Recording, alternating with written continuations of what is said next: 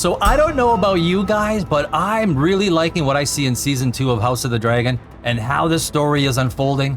The world conflict has so much depth and plays itself out convincingly through the characters. In this video, I wanted to take a slightly different approach to reviewing the season so far, and what really struck me is how the writers set up the dynamic between male power and female power on both sides, the greens and the blacks. I think it's a brilliant way to have the story unfold because, let's face it, it's one of the main things at the heart of what is the Hollywood culture war, intersectionality and the blurring the lines between male and female power in Hollywood. It's become kind of a joke, and one of the reasons Hollywood is in a major decline. He's telling the truth. Hey guys, welcome back to Poprageous. Glad to have you back. I am Danny Alex. So I liked Season 1 of House of the Dragon for the most part. If it was a 7.5, then Season 2 would easily be an 8.5. Season 2 is just better in almost every way, I find.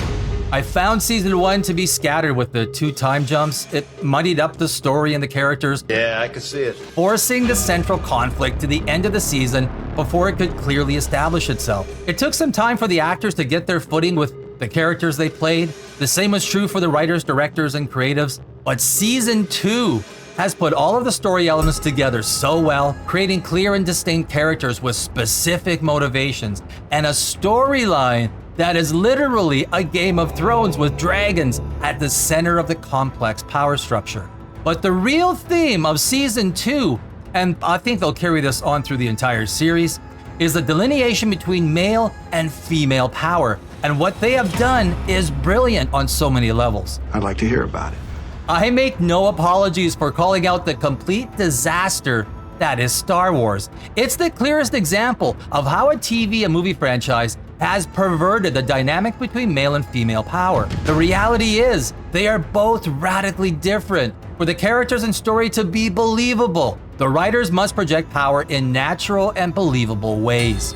Ahsoka and the Acolyte have become a study of how to create lifeless and dull TV shows that fail on almost every level to tell a believable story with believable characters. That is stupid, yay. The shows pervert the basic norms we have between men and women and how power is used, and it gives the perfect contrast with House of the Dragon, where the writers have done a fantastic job balancing it all through a complex story and a massive cast of characters. As I said, Season 2 of House of the Dragon is just a well-constructed TV show that honestly delves into the delicate dance between male and female power.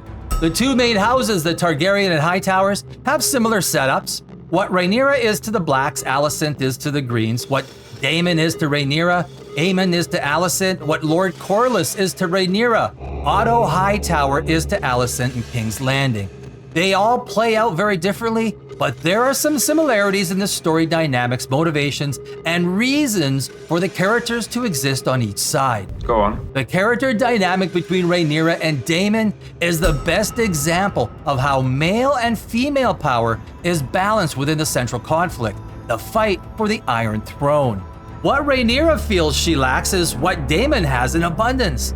The things Daemon lacks, and Season 2 places it under the microscope, Rhaenyra possesses. Both have their strengths and both have their inner struggle. It's believable because these elements make sense based on the characters' genders. We see Rhaenyra grab a sword, envious of Daemon's power as one of the fiercest swordsmen in Westeros. But he lacks the stability that Rhaenyra shows. She can temper her actions and see the whole picture. Although she has plenty of doubt about her ability to do so, Daemon is going through some serious emotional turmoil as he wrestles with his past and who he is within the Targaryen dynasty. But House of the Dragon clearly shows both Rhaenyra and Daemon with distinct and believable character traits within the larger story, making both characters extremely likable and sympathetic. These kids can fend for themselves. This male versus female power is essential because it allows the audience to see themselves in believable roles that accentuate feminine and masculine traits.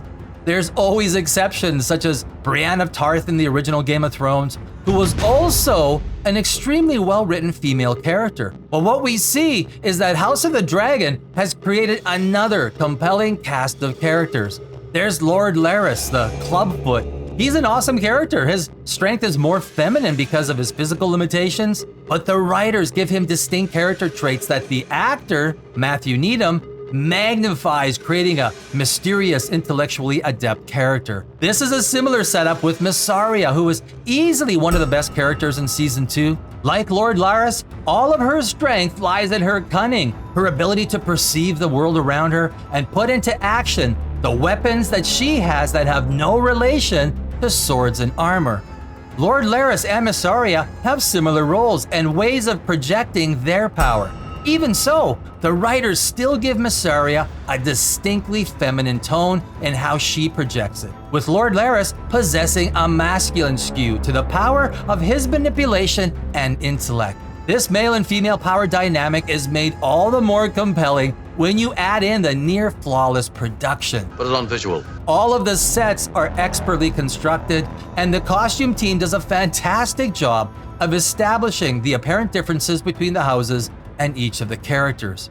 The scripts give the actors real meat to work with, and being able to develop characters who are well designed with clear motivations and inner weaknesses. It's episodes like episode 6, it's called Small Folk, that really tries to establish the female and male power elements and puts into place the basis for them to lash out. A great example is when Mysaria uses food as a weapon against Aemond and the High Towers in King's Landing. I mean, there are so many subplots at work in Season 2. Season 2 is exceptionally well thought out, with scripts that flow from one episode to the next.